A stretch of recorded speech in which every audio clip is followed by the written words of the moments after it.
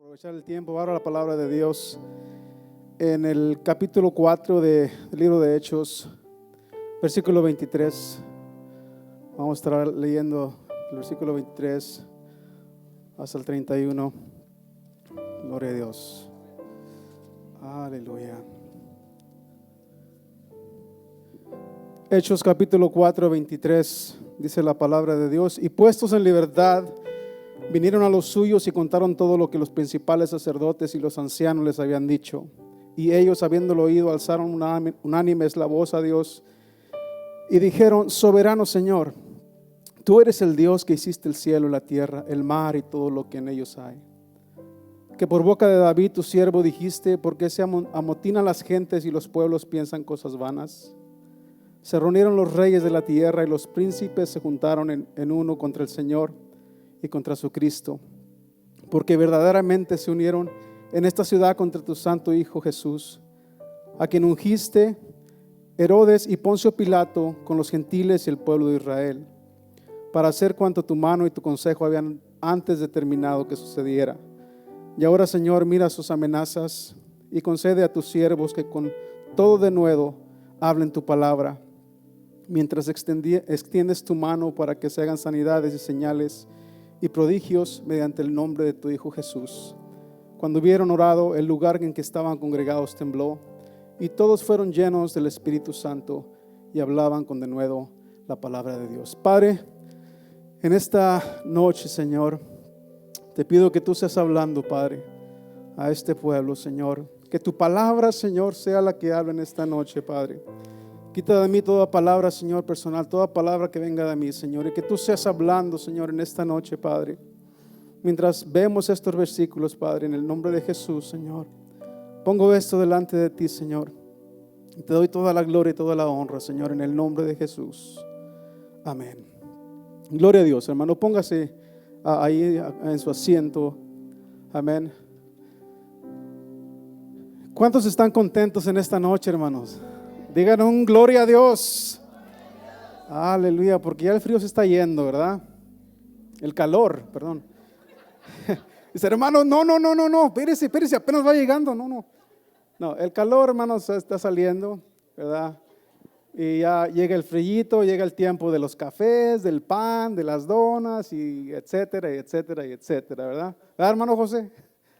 Bien, entonces, hermano, vamos a seguir con este capítulo 4 de Hechos. Ya hemos estado estudiando acerca de los cómo es que la iglesia viene creciendo en cuanto a cuando comenzó la iglesia, ¿verdad? Pedro es el primero que da su primer sermón, ¿verdad?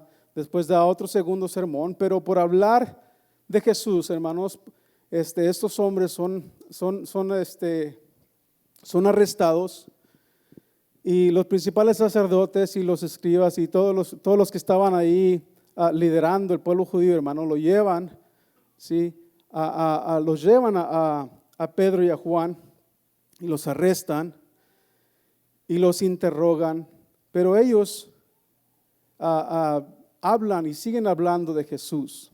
Entonces, pero después que ellos hablan o dialogan con el Sanedrino, con los líderes, hermanos, ellos son puestos en libertad y regresan después de esa confrontación con los líderes, dice la Biblia, a los suyos. Y esto es algo tremendo que nos enseña, hermanos, que desde la iglesia primitiva existía el congregarse, la palabra de congregarse, ¿sí? Entonces es importante, hermano, congregarnos, porque para qué hay propósitos, y ahorita vamos a ver algunos de ellos. Pero algo tremendo que sucede aquí es que a través de esta dificultad que ellos empezaron a tener, porque les habían dicho que ya no predicaran más en el nombre de Jesús de Nazaret, pero ellos aprovechan esto, y ahorita vamos a ver qué actitud tomaron tanto los apóstoles como la iglesia del Señor. Entonces, la primera persecución, hermano, de los apóstoles fue seguida por una reunión, por una congregación de oración de la iglesia. Ese es el mejor modo, hermano, de enfrentar la dificultad, de enfrentar la contienda, de enfrentar las pruebas. ¿Cómo? Con la oración. Entonces, Veamos aquí, hermanos, en el versículo 23, vemos la actitud de los apóstoles, cómo es que ellos empiezan o van a los suyos.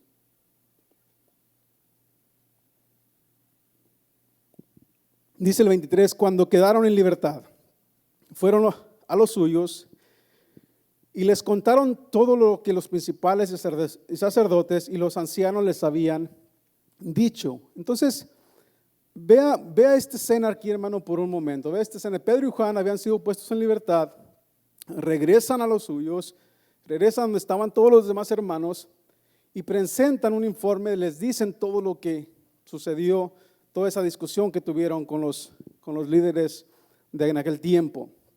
También tenemos aquí una descripción, hermano, de una reunión de la iglesia primitiva.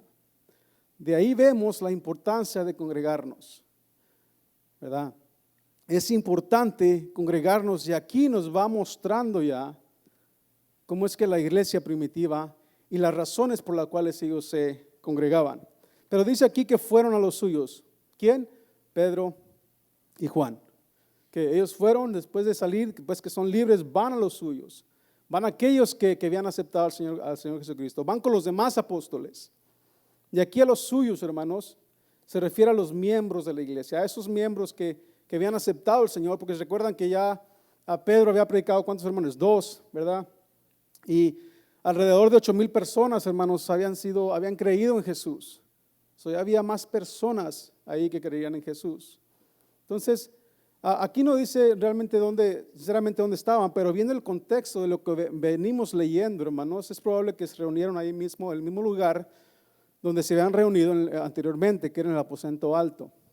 Entonces, todos los hermanos, aquellos que hemos recibido a Cristo en nuestro corazón, levante la mano aquel que ha recibido a Cristo en su corazón. Aquellos cristianos, usted, hermano, es mi familia y yo soy su familia, ¿verdad? Somos, ¿verdad? Somos familia, hermanos, somos hermanos. Hermano José es mi familia, todo el hermano José, otro José, alguien más que no se llame José. El hermano Lázaro es mi familia y es de Cuba, yo soy de un rancho de Durango, hermano. Sí, pero es mi familia el hermano. ¿Por qué? Porque hemos sido lavados con la misma sangre, la sangre de Jesús.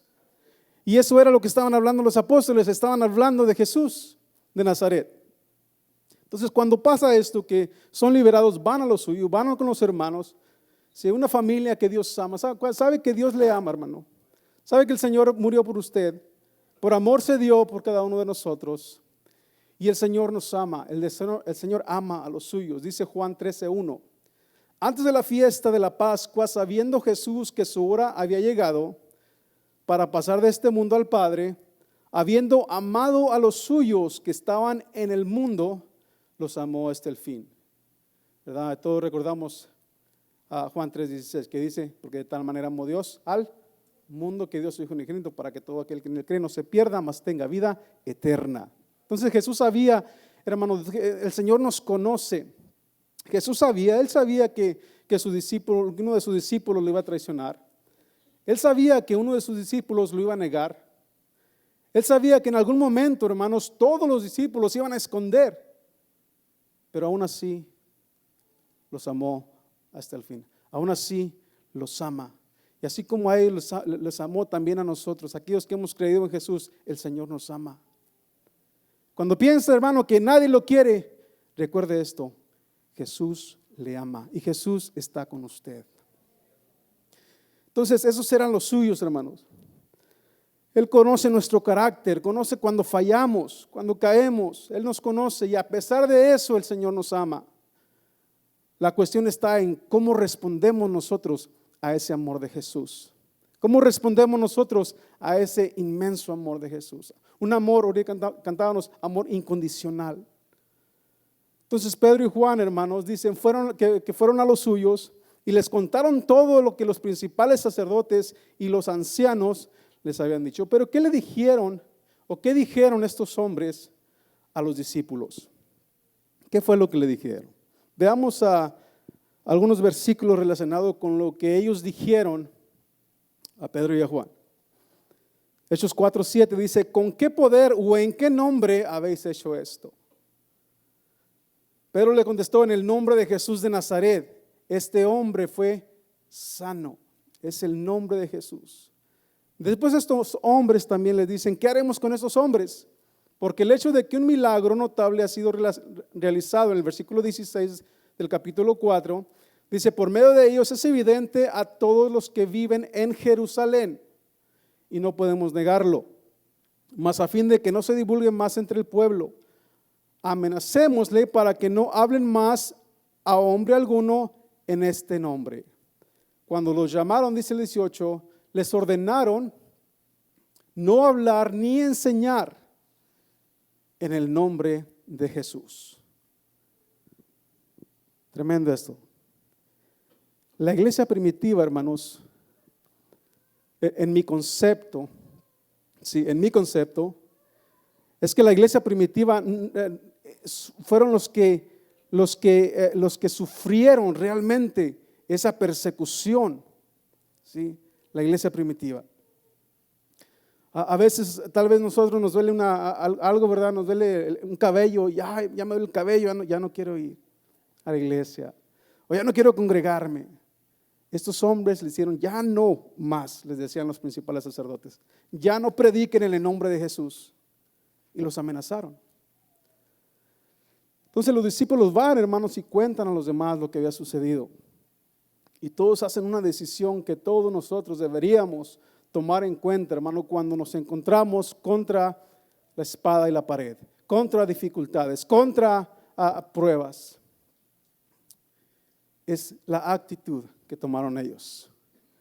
Y veamos la actitud que tomó la iglesia desde ese entonces. Pero ¿qué actitud tomamos, hermano, cuando somos enfrentados por dificultades? Todo el ser humano es enfrentado con dificultades, ¿verdad? Todo el ser humano es enfrentado con ciertas cosas. Pero el cristiano, ¿qué actitud toma cuando es enfrentado con la dificultad? Cuando es enfrentado con la prueba, cuando es enfrentado con la diversidad. ¿Qué actitud toma? Entonces, se dice de una ilustración, hermanos, que había una hija que se quejaba siempre con su papá porque le iba mal siempre y siempre le resultaba difícil, no había cómo hacer o cómo seguir adelante, y creía que estaba totalmente vencida esta muchacha. Estaba cansada, hermanos, de luchar. Cuando arreglaba un problema, le venía otro, ¿sí? Y su padre, que era chef de profesión, la llevó al lugar donde él trabajaba, y ahí llenó 3 sartenes. ¿Sí? ¿Saben qué son sartenes, hermanos? Las hermanas van a decir amén, ¿verdad? Los hermanos tal vez no se recuerden, ellos nomás saben lo que está dentro del sartén, ¿verdad? Pero este hombre agarra 3 sartenes, ¿sí? Llenó 3 sartenes con agua y los puso a hervir. En uno puso zanahorias, en otro puso un huevo y en otro sartén puso café. Ahora este chef, que era el papá de la muchacha que se estaba quejando de la vida, que todo le iba mal y que nadie la quería, etcétera, etcétera, hace esto, pone unas zanahorias aquí, un huevo y café acá. A los 10 minutos, el padre, que es chef, apaga la estufa, ¿sí? Saca la zanahoria y las pone en un plato, saca el huevo y lo pone en otro plato, saca el café y lo empieza a colar, ¿sí? Y el aroma ese de café, hermanos, que sale, hermano, empezó a expandirse en ese lugar. Entonces su hija, mirando, hermanos, le dice este chef a su hija, ¿qué es lo que ves? Y ella se quedó, pues, ¿qué está haciendo mi papá? ¿Estará loco? ¿Por qué hizo esto? Pero el papá le dice, ¿qué es lo que ves? Dice la muchacha, bueno, pues veo zanahorias, veo un huevo y veo café. Y se quedaba medio pensativa. Y le acercó el papá y le dice, mira, toca las zanahorias. Ella hizo eso, fue y tocó las zanahorias, estaban blandas. Luego le pidió a su hija que tomara el huevo y le quitara la cáscara. Y ella se da cuenta que el huevo está duro. ¿Sí? Observa esto, que el huevo está duro. Luego, hermano, le pide que probara el café. ¿De cuánto le gusta el café? Amén. Ahora sí todos los hermanos y las hermanas, ¿verdad? Este chef le dice a su hija, ahora prueba el café. Y ella, hermanos, mientras sonreía, disfrutaba del café, del aroma de ese café y le tomaba y todo. Se le preguntó, pero ¿qué significa esto, papá? Él explicó, mira, aquí hay 3 cosas, está la zanahoria, el huevo y el café. Dice, todos o los 3 pasaron por el mismo proceso. La zanahoria pasó por el mismo proceso, el huevo pasó por el mismo proceso y el café por el mismo proceso. Todos pasaron por el agua hirviendo. La zanahoria llegó al agua fuerte y dura, pero después de pasar por el agua hirviendo, se había vuelto débil y fácil de deshacer. El huevo, que había llegado frágil por dentro, aunque tenía su cáscara, al pasar por ese proceso de ser hervido, se puso duro por dentro. Y el café, sin embargo, era único. Después de estar en el agua hirviendo, sí, fue el café el que cambió el agua. Le dice este hombre, ¿cuál eres tú? ¿Cuál eres tú cuando la adversidad, cuando la dificultad llama a tu puerta? ¿Cómo respondes? Eres como la zanahoria, le dice el papá, que parece fuerte, pero viene la dificultad, viene la prueba, y el dolor te toca y te vuelves débil y pierdes tu fortaleza. O eres como el huevo que comienza como un corazón tierno, pero después que pasas por el proceso de ahí, se vuelve duro, se vuelve insensible, se vuelve rígido. O eres como el café. El café cambia el agua hirviendo, el elemento que causa dolor. Cuando el agua, hermano, llega a su punto de ebullición, el café alcanza su mejor sabor. Esto me lo dijo un hermano ya hace tiempo. Hermano, en cuanto el café no está listo. Dice, sí, hermano, no está listo. ¿Por qué? Porque hay cierto punto donde el café llega a su mejor punto. Le dice este hombre, o eres como el grano de café, que cuando las cosas se ponen peor, tú reaccionas dando el máximo de ti misma y haces que las cosas a tu alrededor cambien. Le dice, papá, ¿cuál de estas 3 personas eres? Todos, hermanos, tenemos dificultades. Todos hemos pasado por luchas y pruebas. Pero la pregunta es, ¿qué actitud tomamos a estas adversidades?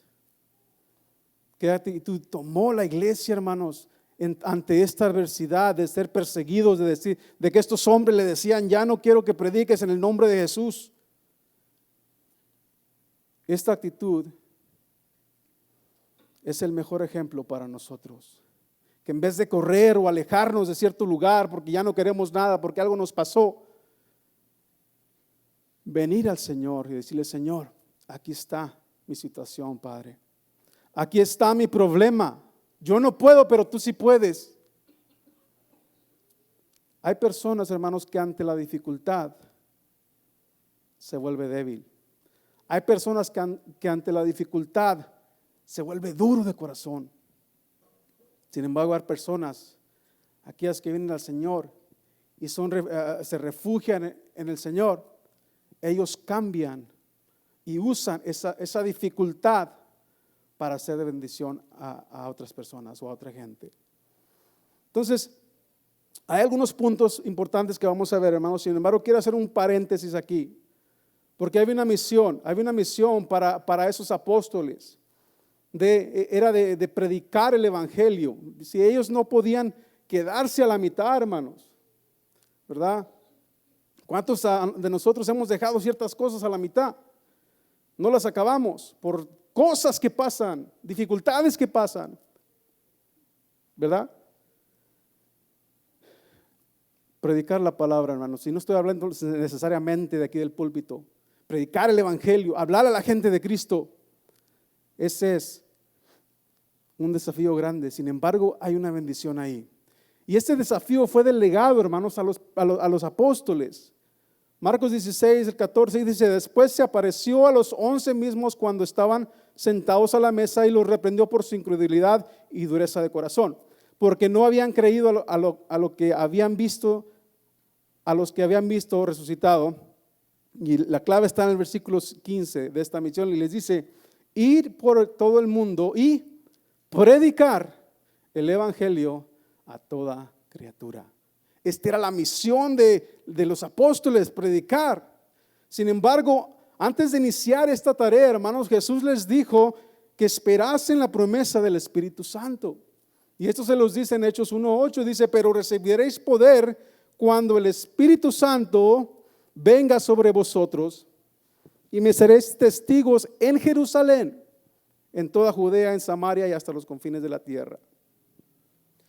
Sin embargo, hay una palabra clave ahí, testigos. Si después de la ascensión de Jesús, hermanos, la tarea de testificar acerca del evangelio, el verdadero evangelio, pasaría directamente a los discípulos, a todos los que habían estado con Jesús. Sin embargo, no era una tarea muy fácil, porque empezaba esta persecución aquí ya. Había una oposición, y cada vez que hablemos de Jesús va a causar oposición. Es un desafío. Ser testigos de Jesús, hablar el evangelio de Jesús, se requiere valentía y se requiere fe, hermano, en Él para llevar a cabo esa misión, para llevar a cabo esa tarea que el Señor nos encomendó o que nos encomienda. De hecho, el origen de esta palabra testigo quiere decir alguien que da testimonio mediante su muerte. Y repito, la iglesia primitiva, hermanos, dio su vida por Jesús.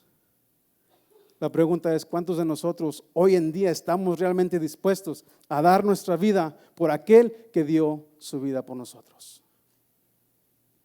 ¿Verdad? Y algunas características que vamos a ver aquí, hermano, en el versículo 24 dice, al oír esto, unánimes alzaron la voz a Dios y dijeron, oh Señor, tú eres el que hiciste el cielo y la tierra, el mar y todo lo que en ellos hay.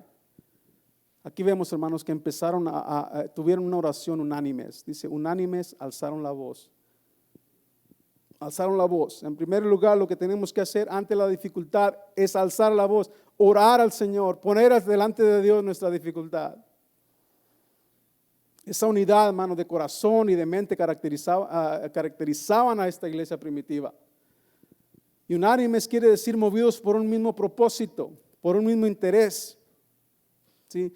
No era simplemente un vocerío donde cada quien oraba lo que sentía o algo así. Era un mismo sentir, había un mismo sentir en todo el pueblo, hermanos. ¿Verdad? ¿Cuántos recordamos cuando tumbaron a las Torres Gemelas? ¿Verdad? En septiembre 11, que se cayeron y después de ahí todas las iglesias se llenaron, hermanos. Y hay que orar por América, pray for America, ¿verdad? Pero ¿qué pasó? Se fue disminuyendo, se fue quitando, se fue apagando eso. Porque la dificultad de hecho hace eso que haya unidad. Pero aquí había un motivo grandísimo, hermanos, grande, por el cual ellos estaban pidiendo a Dios. Y estaban unánimes. Había un concierto de corazones y no necesariamente de voces. Era probablemente que alguien estaba dirigiendo esa oración y todos estaban de acuerdo, unánimes, ¿verdad? Entonces ellos comienzan con la oración como realmente lo hacían, hermanos, alabando al Señor, porque les dice en el 24, oh Señor, la Reina Valera dice, soberano Señor, tú eres quien hiciste el cielo y la tierra, el mar y todo lo que en ello hay.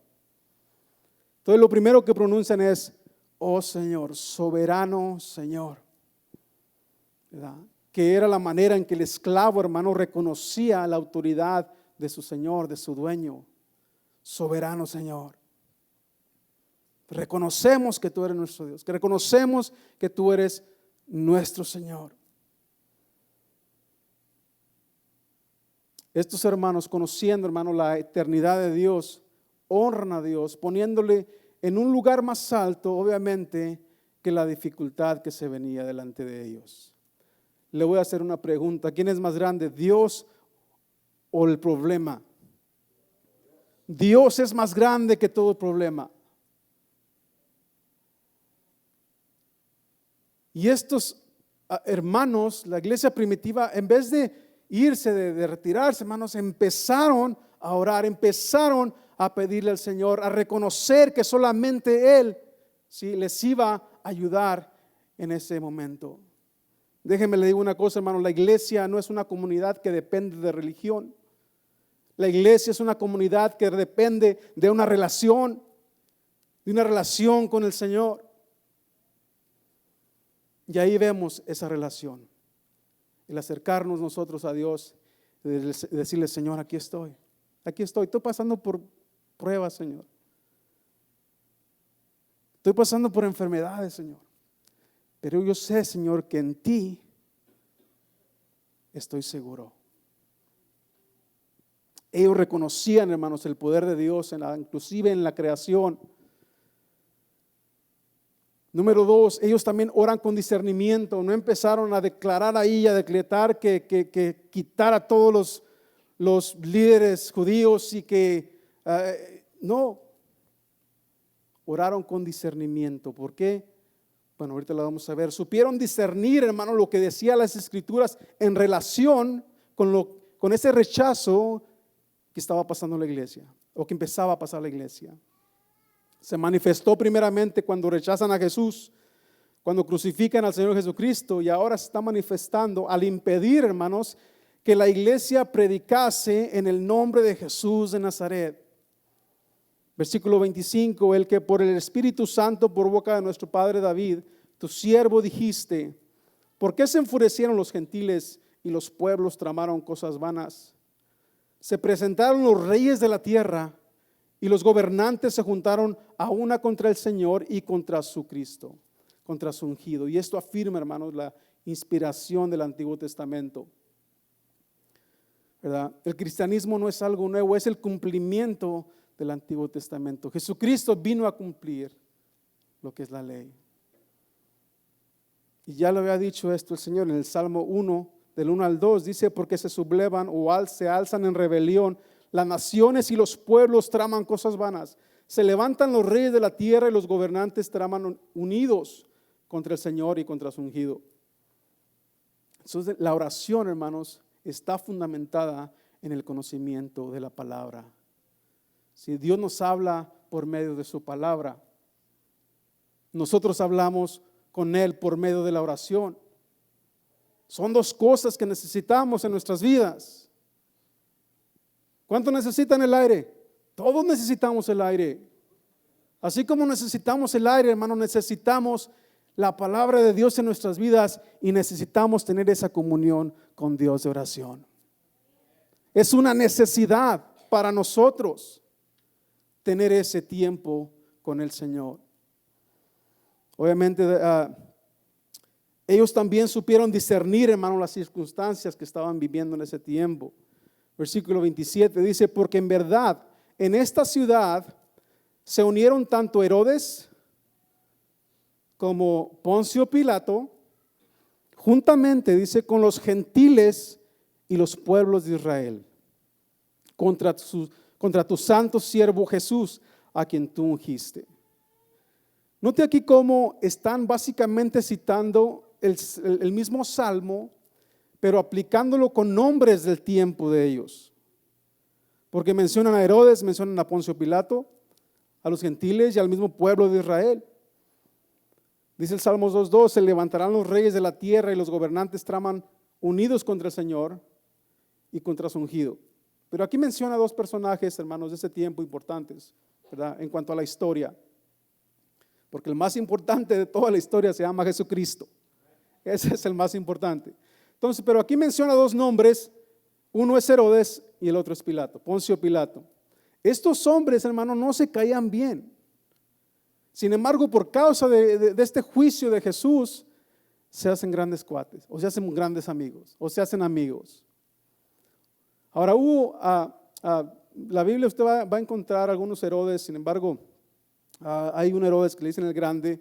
Él tuvo 4 hijos, a Felipe, Antipas, Arquelao y Aristóbulo, esos 4. Y va usted a escuchar más acerca de Herodes Antipas, porque este hombre, hermanos, tuvo su gobierno en los ministerios de Juan el Bautista y en el ministerio de Jesús. Entonces, Antipas aparece en el Nuevo Testamento con mayor frecuencia que cualquier otro de los miembros de esa dinastía de Herodes. ¿Sí? Este Herodes, hermanos, Antipas, lo mencionan en los evangelios como simplemente Herodes. Él fue el que mandó matar a Juan el Bautista. ¿Sí? Poncio Pilato, un gobernador también, causa la muerte de ciertos galileos, juzga a Jesús y ordena su crucifixión, aunque él no encontró ningún cargo en Jesús y les dio la opción al pueblo de a quien crucificar. Él permitió a José de Arimatea, hermano, llevar el cuerpo de Jesús también. Pero dice que estos dos se unieron en contra de Jesús, o dice el Salmo, ya lo había dicho David, ¿verdad? Que se reunirían contra el ungido, contra su Cristo, dice aquí Lucas. Pero veamos esto, ¿dónde fue donde se hicieron estos dos cuates, verdad? ¿Dónde fue donde se hicieron amigos? Vaya conmigo a Lucas 23. Lucas 23, 8.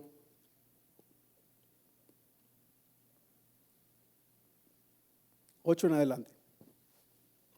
Dice, Herodes, al ver a Jesús, se alegró en gran manera, pues hacía mucho tiempo que quería verle por lo que había oído hablar de él, y esperaba ver alguna señal que le hiciera. Y le interrogó extensamente, pero Jesús nada le respondió. Versículo 10, los principales sacerdotes, note aquí, ¿quién? Los principales sacerdotes y los escribas estaban ahí también, acusándole con vehemencia. Entonces tenemos aquí, hermano, a Herodes, a los principales sacerdotes. Versículo 11, entonces Herodes con sus soldados, después de tratarle con desprecio y burlarse de él, le vistió con un espléndido manto y lo envió de nuevo a Pilato. Aquel mismo día, dice la palabra de Dios en el 12, aquel mismo día Herodes y Pilato se hicieron ¿qué?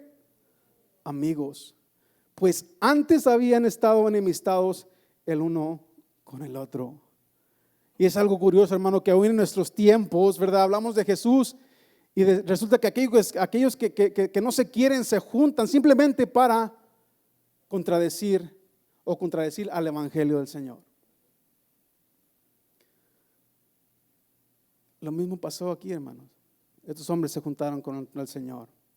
Todos estos se unieron contra Jesús, que era el ungido de Dios. Sin embargo, lo hicieron para cumplir el propósito de Dios. Y esto nos lo dice en el versículo 28. Dice, para hacer cuanto tu mano y tu propósito habían predestinado que sucediera. Con todo esto, hermanos, ¿sí? Esta dificultad de la iglesia, aquí se estaba cumpliendo lo que había dicho David. Estaba cumpliendo el propósito de Dios. Déjeme decir una cosa, nadie puede, hermanos, contra Dios. Él es un Dios todopoderoso. Él es un Dios fuerte. Amén. Y sus propósitos se van a cumplir por más que sea su mensaje no aceptado. Dios había determinado, hermanos, que por manos de impíos Jesús iba a morir, por sentencia de autoridades y por el pueblo de Israel. Número 3, estos hombres, hermanos, oraron de una forma definida y concreta. Versículo 29. Dice el versículo 29, y ahora, Señor, considera sus amenazas, ¿verdad? Y permite que tus siervos, note aquí, anteriormente le dicen Señor, y ahora le dicen, permite que tus siervos. Y ahora, Señor, considera, Señor, sus amenazas. Y permite que tus siervos hablen tu palabra, ¿okay? Tu palabra con toda confianza. La petición, hermanos, que hacen estos hombres tiene que ver con, tenía que ver con aquello que estaba sucediendo. Por eso le dicen, y ahora, Señor, considera sus amenazas. Estaban siendo amenazados ¿de qué? De no predicar. Les habían amenazado de que ya no predicaran en el nombre de Jesús. Le dicen, Señor, considera sus amenazas. No le dicen, hermanos, a Dios lo que tenía que hacer. No le dicen, ahora Dios te ordeno, ahora declaro. No le dicen, considera, Señor, sus amenazas. Esta oración, hermanos, es semejante o es parecida a la del rey Ezequías en Isaías 37, 14 al 20. Lo puede leer en la casa, pero es semejante a esa oración que hizo ese rey. Entonces la preocupación es algo, hermano, que usted permite, que nosotros permitimos. La paz es algo que buscamos. Ahora, ¿en dónde la buscamos esa paz? La preocupación es algo que nosotros permitimos, pero la paz es algo que buscamos. ¿Y dónde encontramos esa paz? La encontramos, hermanos, en aquel que murió en la cruz del Calvario. Esa paz la encontramos en Jesús. Jesús dijo en Juan 14, 27, la paz os dejo, que dice, mi paz os doy. No os la doy, dice, como el mundo la da. Dice, no se turbe vuestro corazón, ni tengan miedo. Vienen dificultades, hermanos, a nuestras vidas. Y no lo podemos evitar. Pero podemos venir a Jesús porque Él es el que nos da la paz. Dice, no se turbe vuestro corazón, ni tenga miedo. Eso significa, hermanos, que podemos controlar lo que pasa por nuestra mente. ¿Cómo? Haciendo dos cosas. Número uno, alimentándola con la palabra de Dios. Esta palabra de Dios, esto que está aquí, hermanos, es lo que alimenta nuestras almas. Si no la leemos, si la tenemos nada más ahí haciéndose polvo, no va a ser alimentado. Y cuando vengan pruebas, como dice en otra parábola, cuando vengan los ríos, los vientos, va a venir y va a tumbar esa casa. ¿Por qué? Porque no estamos fundamentados sobre la roca, porque no leemos la palabra de Dios, porque no sabemos lo que Dios tiene para nosotros, porque no entendemos, porque no nos alimentamos de la palabra. Y no estoy hablando simplemente, hermano, de leerla. Ya la leí 4 veces, hermanos. No, de detenerse, hermanos, detenerse y escudriñar qué es lo que Dios tiene para mí en su palabra. Cuando la leemos ligeramente nos detenemos para entender lo que dice ahí. Estos hombres, la primera iglesia, también Pedro, hermanos, cuando él da sus mensajes, cuando él da sus sermones, ahí mete las escrituras, ¿sí? Y expone la escritura. Estos hombres oraban con discernimiento. Número uno, alimentando con la palabra de Dios. ¿Sí? No solo leyéndola con rapidez, sino escudriñándola, hermano. Para cuando venga esa lucha, esa prueba, podemos aplicar, ¿sí? O podamos a recordar lo que dice la palabra de Dios. Por ejemplo, si alguien está cansado o está cargado de problemas, ¿qué dice el Señor?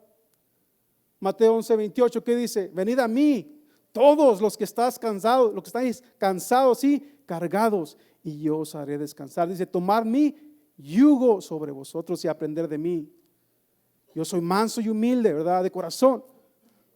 Y hallaréis descanso para vuestras almas. ¿A quién vamos cuando tenemos problemas, hermanos? ¿A quién acudimos cuando viene la dificultad? Número 2, ponga cada situación en las manos del Señor y déjela ahí confiadamente. No, Señor, es que todo me está saliendo mal, todo el mundo quiere algo de mí, hay demasiadas cosas por hacer y no hay bastantes horas para hacerlo. Ya hasta me duele la cabeza de pensar y no sé qué hacer, Señor, ¿dónde estás? Que yo sepa, hermano, el Señor está en todo lugar. La pregunta es, ¿dónde estamos nosotros? ¿Verdad? ¿Dónde estamos nosotros? ¿A quién acudimos cuando viene el problema? Vaya conmigo a Salmo 22. Salmo 55, 22 dice, echa sobre el Señor, ¿qué? Tu carga, y Él te sustentará. Él nunca permitirá que el justo sea sacudido. Ellos no pedían, hermanos, estos hermanos de la iglesia, de los que estaban ahí, no pedían que les libraren de la persecución, sino le pidieron al Señor que aumentara esa valentía para proclamar, para seguir predicando la palabra de Dios. Le dice, permite que tus siervos hablen tu palabra, dice, con toda confianza. A veces las amenazas, hermanos, deberían de servirnos como estímulo a nosotros para predicar la palabra, para hablar más de Jesús. Entre más no la acepten, más hablamos de Jesús. Sabe que estaba leyendo acerca de cuando quitaron la oración de las escuelas, hermanos. En 1962 empezó una persona de apellido Murray, empezó y fue y puso una queja contra el Departamento de Educación, ¿verdad? Que ya no se orase más en las escuelas. En 1963, hermanos, pasa una ley y se quita la oración de las escuelas.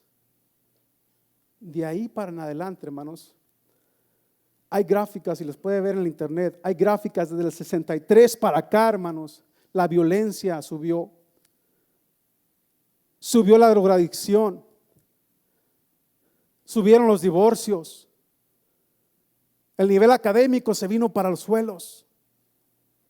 ¿Sabe por qué? Porque quitaron la oración de las escuelas. Y es una tristeza, hermanos, que hoy en día no seamos de ejemplo para nuestros hijos. Como cristianos tenemos la responsabilidad, hermanos, de enseñarle a nuestros hijos la palabra de Dios. Tenemos la responsabilidad de enseñarles a nuestros hijos a tener esa comunión, ese tiempo con el Señor. Eso es nuestro trabajo. Ya en las escuelas no hay eso. Últimamente han pasado diferentes cosas, ¿verdad? Y las hemos visto. Pero cuando usted ve las gráficas, hermanos, desde este año para acá, toda la cosa inmoral subió. Y a mí me tocó, cuando fui a la high school, me tocó ir y de repente veo que una línea, hermanos. ¿Por qué? Porque estaba un policía ahí escaneándonos a todos, para que no lleváramos pistolas, para que no lleváramos cuchillos. El propósito de Dios se va a cumplir, la palabra de Dios se va a cumplir, las cosas no se van a poner mejor, hermanos. ¿Y a quién vamos a acudir cuando todo se ponga peor? Ahí está la clave. Le dicen: Señor, no permitas. Aquí está, considera, Señor, las amenazas que estamos teniendo. Versículo 30. Mientras extiendes tu mano para que se hagan curaciones, señales y prodigios mediante el nombre de tu santo siervo Jesús. Es Dios, hermano, al fin y al cabo, y no los hombres, quien realiza los milagros. Los milagros y maravillas son señales que confirman la predicación de las buenas nuevas. El Señor, dice la Biblia, que el Señor sigue siendo el mismo de ayer, de hoy y por los siglos. Él es el mismo, Él sigue haciendo milagros, sigue sanando, sigue restaurando, sigue salvando a gente que le acepta en su corazón. Él es el mismo, pero los tiempos se van a poner peor. Y no es algo que salga de mí, es algo que la palabra, hermanos, nos dice. Número 3, y está la respuesta de Dios en el versículo 31. Dice: después que oraron, el lugar donde estaban reunidos tembló, y todos fueron llenos del Espíritu Santo y hablaban la palabra de Dios con valor. Ahora entendemos que a veces no todas las oraciones van a ser contestadas de una forma inmediata, pero eso no quiere decir que dejemos de orar. Si hemos orado, hermanos, y tal vez el Señor no ha contestado, siga orando. Siga orando. No deje de orar, no deje de pedirle al Señor. Pero en este caso, hermanos, Dios fortalece la fe de los creyentes, de los hermanos que estaban ahí. Y esto nos recuerda también, más adelante se va a estar viendo acerca de Pablo y Silas, ¿verdad? Cuando estaban allá en la cárcel de Filipos. Recordamos esa historia. Mientras ellos oraban y cantaban, hermanos, himnos de alabanza al Señor, en medio de la noche, dice que de repente un violento temblor sacudió los cimientos de la prisión. Y aquí, hermanos, hay una vez más la demostración física de su poder y presencia de Dios. ¿Recuerdan el día de Pentecostés? ¿Verdad? Sucedieron algunas cosas ahí. De igual forma aquí, hermanos, fueron llenos del Espíritu Santo. y les dio valor para seguir predicando la palabra de Dios. Fue la condición de la iglesia, hermano, la que hizo posible esta respuesta de parte de Dios. La iglesia primero alababa a Dios, luego le presentaba su problema y pedía ayuda. No le decía que le quitara el problema, le decía: permítenos, Señor, que prediquemos la palabra con más valor. Que aunque vengan luchas y pruebas, sabemos que tú estás con nosotros en todo esto. ¿Por qué? Porque tú nos diste esta tarea y tú eres el que nos va a sacar adelante. Nadie más. Podemos pedir a Dios, hermanos, que quite nuestros problemas, y Él tal vez puede hacerlo. Pero debemos reconocer que a veces Él va a dejar que el problema esté ahí. Sin embargo, Él nos dará la gracia para poder enfrentarlo. Y concluyo con esto, hermanos. Escuche esto, algunas palabras, algunas frases que en mi pensar tal vez nos diría el Señor en cuanto a este mensaje. Si nunca tuvieras dolor, ¿cómo sabrías que yo soy tu sanador? Si nunca tuvieras problemas, ¿cómo sabrías que yo puedo responderlos? Si nunca tuvieras dificultades, ¿cómo sabrías que yo te rescaté? Si nunca tuvieras tristezas, ¿cómo sabrías que yo soy tu consolador? Si nunca tuvieras un error, ¿cómo sabrías que yo te perdono?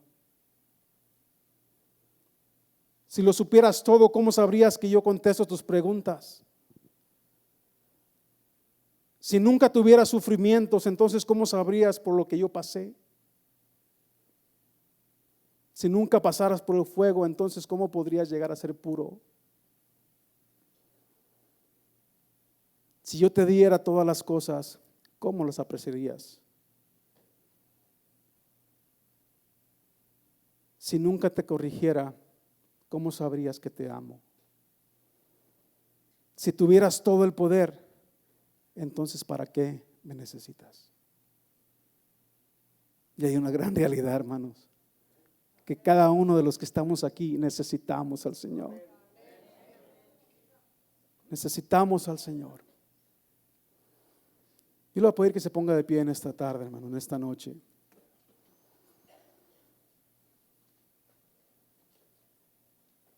Y si usted tiene en esta noche algo que tiene que traer delante del Señor, le voy a pedir que pase enfrente y ponga esa oración, hermanos, delante del Señor en esta noche.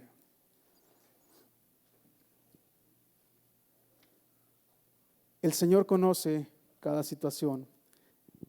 Sin embargo, Él es el único que puede ayudarle. Él es el único que puede ayudarle en medio de la dificultad. Él es el único, hermanos, que puede. Aleluya.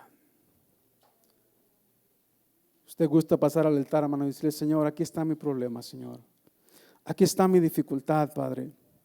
Aquí está, Señor, aquello que traigo en mi corazón, Señor. Tal vez es alguna enfermedad, hermano, tal vez es alguna situación difícil, pero venga y póngalo delante del Señor. Él es el único que le va a ayudar. Él es el único que puede hacerlo. Oh, Señor, te damos gracias, Padre. Gracias, Señor, porque tú eres grande y maravilloso, Señor. Te damos toda la gloria, toda la honra y la alabanza, Señor. Y te pedimos, Señor, que tú tomes el control de nuestros corazones, Señor. Que tú tomes el control, Padre, de nuestra mente, Señor. Oh, te damos gracias, Dios. Aleluya. Mientras cantamos un canto, hermanos, póngale al Señor esa necesidad. Ponga delante del Señor esa situación. Deje esa carga delante de Dios. Oh, gracias, Señor. Gracias.